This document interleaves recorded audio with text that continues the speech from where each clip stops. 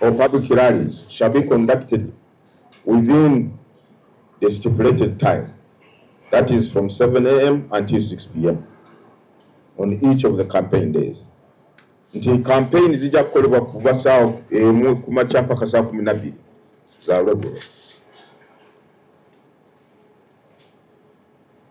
The campaigns will take place and be limited to within the village of the candidates. Nti campaign zo kwesimba mu kyalo A zikolere mu kyalo ekyo, togenda mu B ate kyogenda mu B kubanga abalonzi bo mu B tebagenda kukubira kabululu mu kyalo kya A. Okulonda kwa LC1 chairperson LC1. Polling for election of village chairperson will take place on Tuesday, 28th of July, 2026, in the 71,214 villages where the position is contested throughout Uganda. Polling for LC1 village chairperson, 28th July, 2026. Please note, for purposes of this election, each village is a polling station. So kulonda kujja kubeera ennaku 28 mu 7 mwaka guno mu byalo 17,214 ate buli kyalo ye polling station. Okulonda kuno okw'ebyalo ekyalo ye constituency ate ye polling station. The village is the constituency and also the polling station. Voting will also be conducted in a public or open place within the village and shall start at 7 and end at 4 p.m. I will explain the dynamics. Whereas we said it starts at 7, it's not like the polling by secret ballot, where people come one by one, they vote, they go away.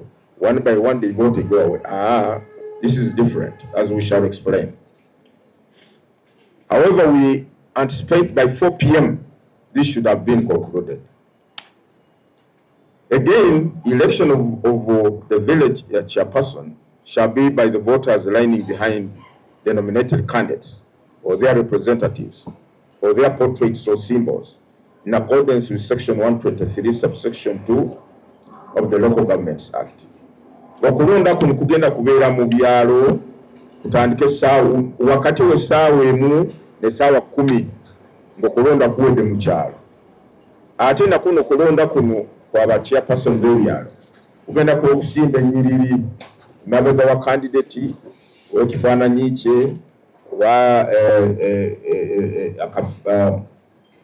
akabonero k'ekibiina bw'abanga akutte ebendera y'ekibiina ky'obufuzi oba bw'abeera namunigina oba independent, even independent candidates are allowed in these elections.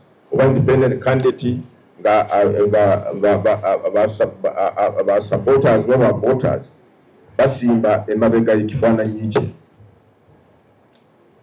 Now, this is the program concerning the activities on polling day for both women elections and village elections.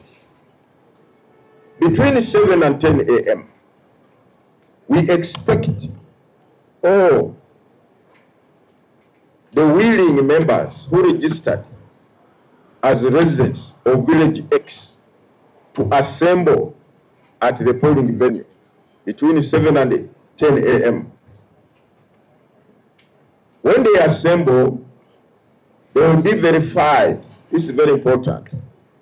They will verify whether BYABAKAMA is eligible to vote in these elections on the village register. BYABAKAMA mu register y'ekyalo waali naye ajja kusimba layini oba yagenda kubeera mu layini ng'omulonzi oba nedda. The register is the one to confirm that you will be in the line as a voter. The register, the other register, the village register. So the verification process, we expect once all the voters have assembled, the residents have assembled, That process should be between 7 and 10. The process of assembling and verification should be done with.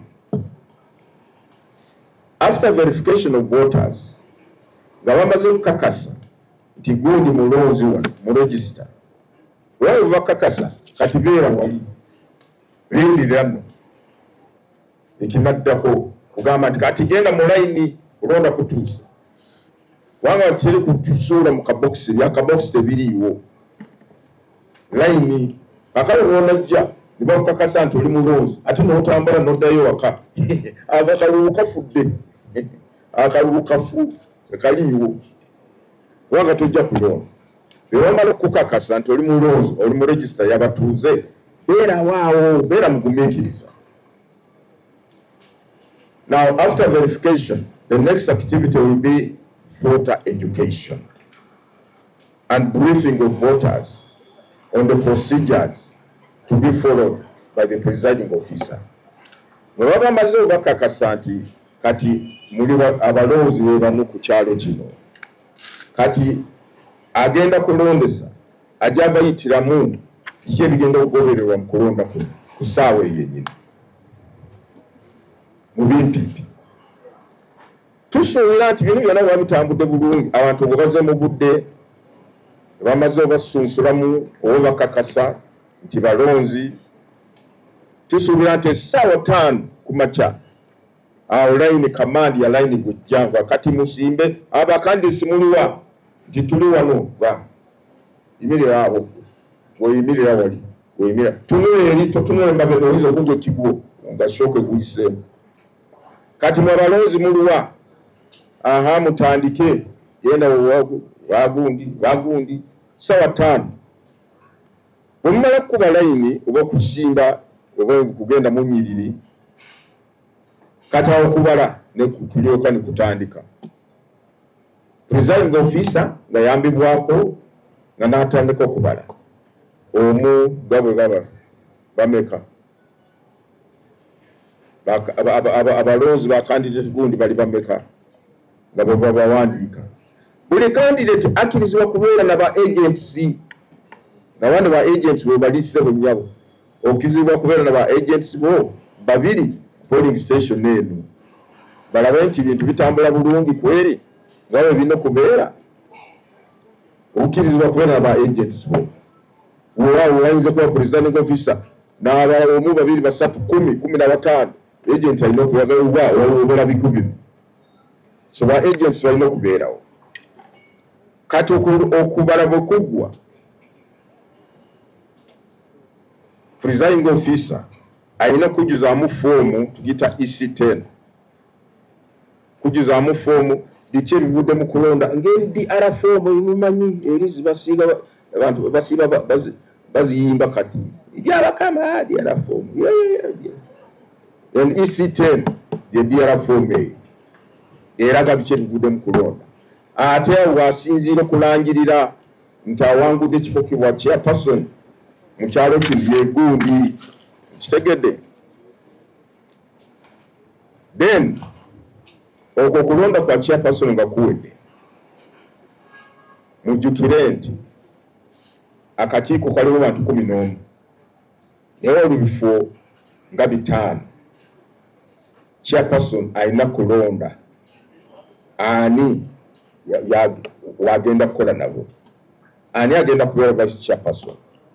Kati okulonda kwa kaggwa ekirina okuddako nga abantu banavaawo ba kanso ab'ekyalo akakomiti b'ekyalo ka kanso y'ekyalo balina okutuula awo chairperson alina okukola okutuula alina okukola okuteekawo amangu awo oba presiding officer abantu kati chairperson londa ani agenda kuddirira who's your vice chairperson nga balonzi bakyaliwo abatuuze nga bakyaliwo kati chairperson agamba nti gundi kati abantu bagamba nti tukkiriza nti ye then secretary for information then secretary for what nga bwe twanyonyodde byonna bigwera awo mu mwaka owo wennyini.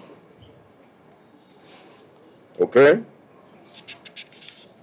kati abo bamala komiti yonna bweba ewedde okubeera formed oba ogiteekawo presiding officer n'alyoka ajjuza form EC11. After all this has been accomplished and the chairperson has nominated the other 6 or 5 members who are to sit on the village committee together with the other special interest group representatives, then they will fill form EC11.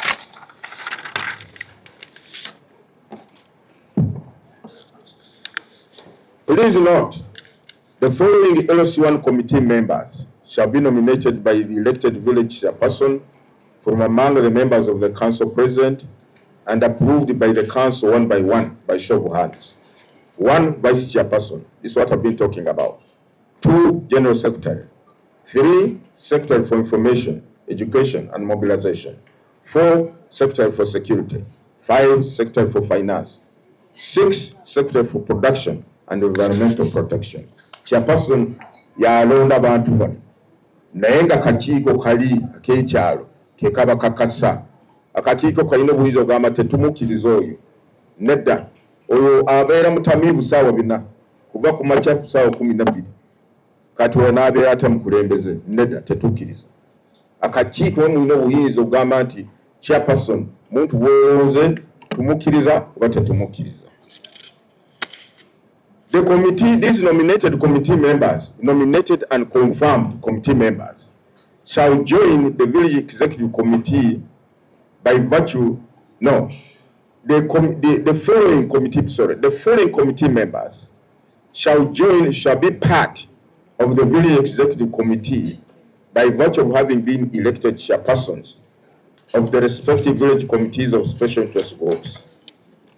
1, chairperson of the village youth council, who shall be the secretary for youth. 2, chairperson of the village women council, who shall be the secretary for women and also public health coordinator. 3, chairperson of the organization for persons with disabilities, who shall be secretary for persons with disabilities affairs. 4, chairperson of the village council of older persons, who shall be the secretary for older persons. Ngabo tugambe ngabo nyonyodde nti bano chairperson alondeddwa ne bali abantu abataano balonze ne bakakasibwa akakiiko k'ekyalo. Kati bajja bano abalondebwa nga ba chairpersons ba special interest groups committees mu byalo, kati bajja kubeera beegatana bano abalonde ku lunaku olw'okulonda bakole komiti y'ekyalo y'abantu 11 nga bwe nnyonnyodde. Right, LC2 chairperson and executive committee members.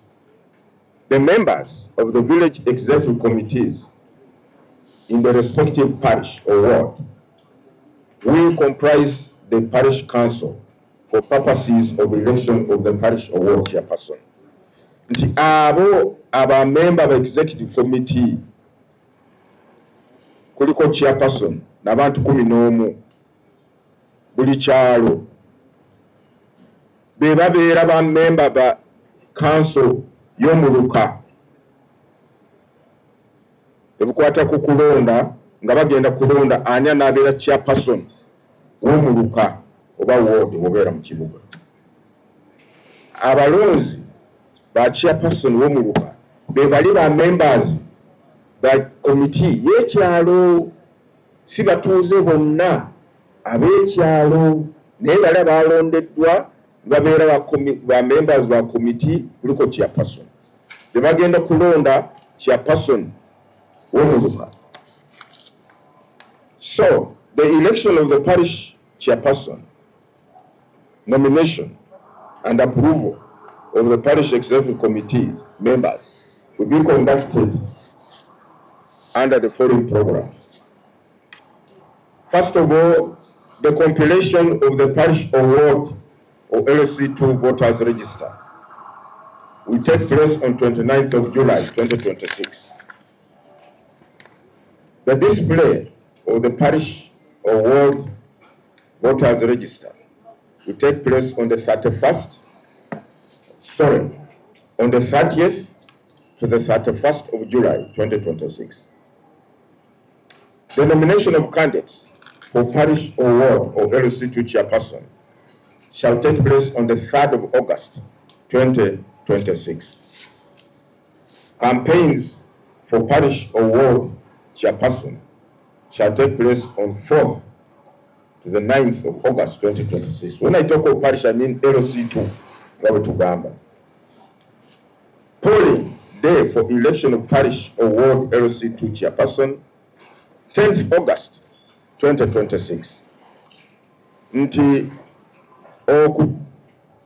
okuteekateeka register y'abalonzi ba chairperson w'omuluka kugenda kubeera nga ennaku 29 mwaka gwe omwezi gw'omusanvu. Ate okutimba oba display kwa register y'omuluka kugenda kumala ennaku 2 nga 3 omwezi gw'omusanvu. Okwewandiisa aba nomination kwa candidates abagenda kwesimbawo nga ba chairperson ba LC2 kugenda kubeera nga ennaku 3. Naye jjukira nti ssebo nnyabo twakirabako luli nkulonda kwa 2018. Omuntu tiyeenyigira mu kulonda kw'ebyalo naye ate najja ku LC2 njagala kwesimbawo ku kifo kya LC2. Naye tutyo olina okuyitira mu kulonda kw'ebyalo. Abakyala tiyeesimbawo mu kulonda kuli kw'ekyalo. Naye bw'atuuka ku LC3 ayagala yingirire awo kubanga standard ye ya LC3 si LC1.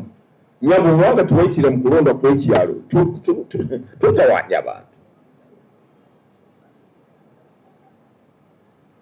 Ate bwewanga wakwata ebendera mu kyalo oba wajjanga na munigina oba independent candidate tokyusa erangi ate bw'otuuka eri ku LC1 nga buno obukiiko bw'abakyala okutuuka LC3 awo erinnya ali independent naye kati njagala kubeera ekibiina gundi nga kulonda ku LC3 nedda. Oba olina munigina ojja kusigala olina munigina. Oba independent, you must remain independent.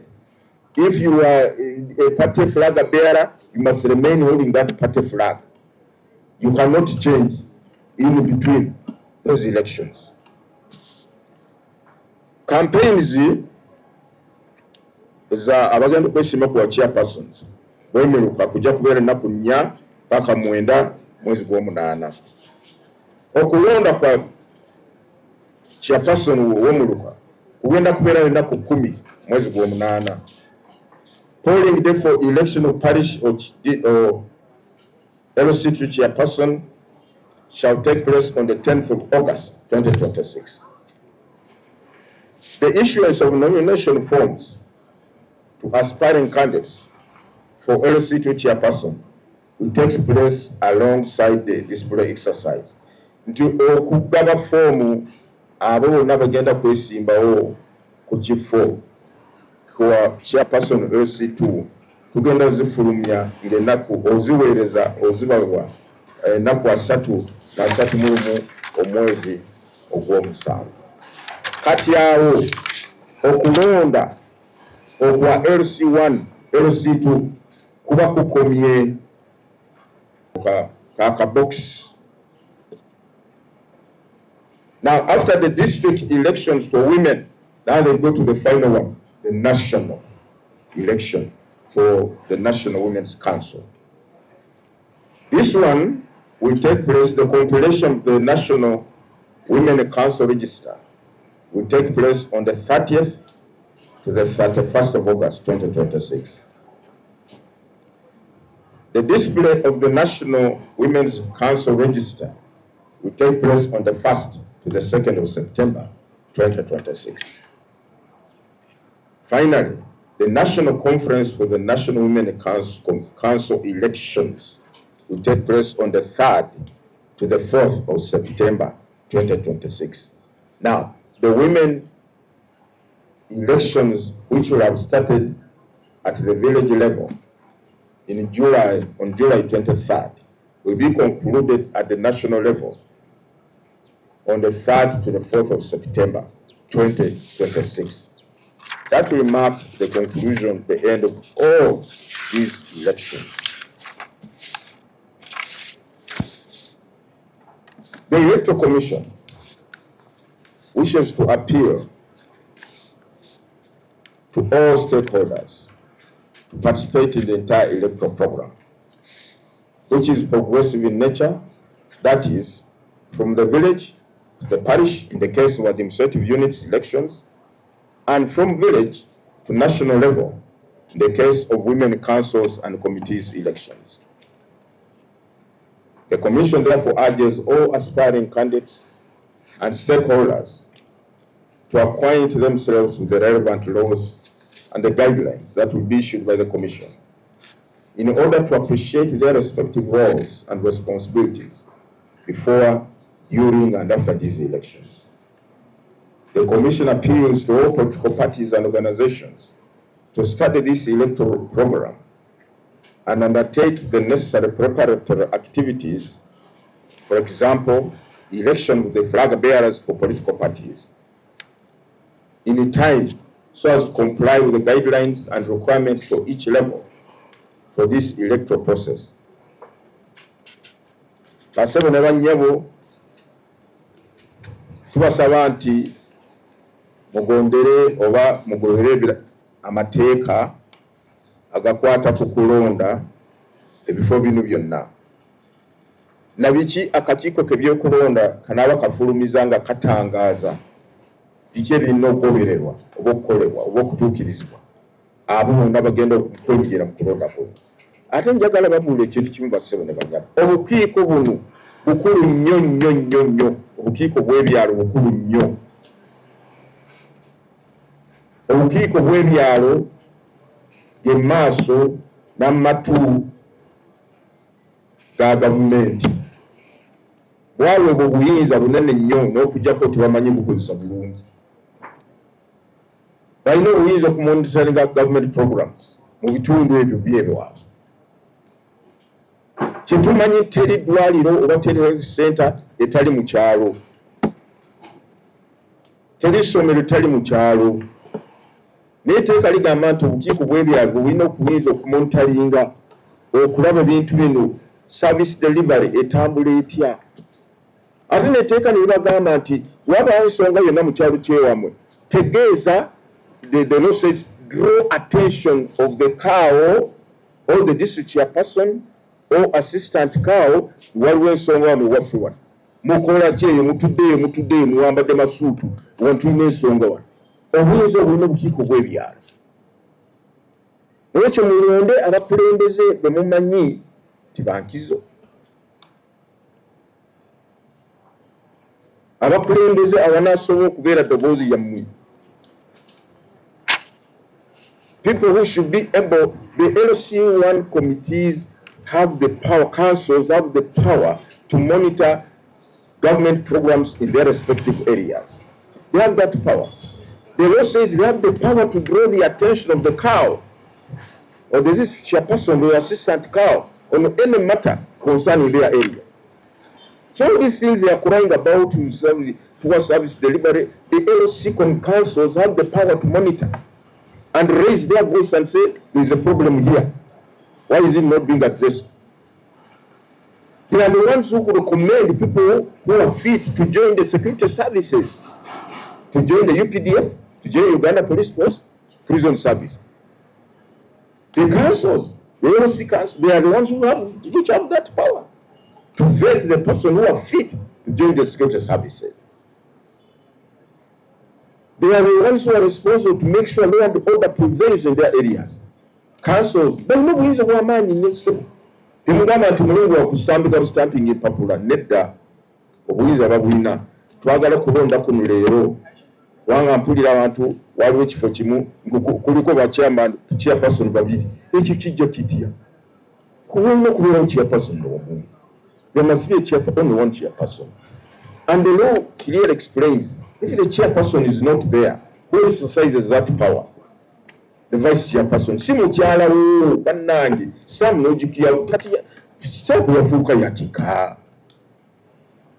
Uwiza bugamba chairperson wanga tasobola kutambuza emirimu gye chifu vice chairperson yalina okutambuza chairperson wanga yafa vice chairperson yadde mu bigere bye mpaka okulonda bwe kunaateekebwawo balonde abatuuze b'ekyalo abali mu register balonde omutuuze chairperson omulala anamudde mu bigere oli afudde obuyinza basebanyabo mubulina obukiiko bw'ebyalo olwekyo ku mulundi guno tusaba nti okulonda kuno mukwenyigiremu temukole muviyo nga gye mwakola juzi 2018 teweewandiisa n'ekiseera bukyatuuka ng'olabye ensi yonna eddindima ekintu nga kinyumye naye ate nze nsigalire mabega nange kangende ndonde ogenda kutuuka wali teweewandiisa mu register olwekyo mukozesa akatisa kano ebiseera tunaba tutaddewo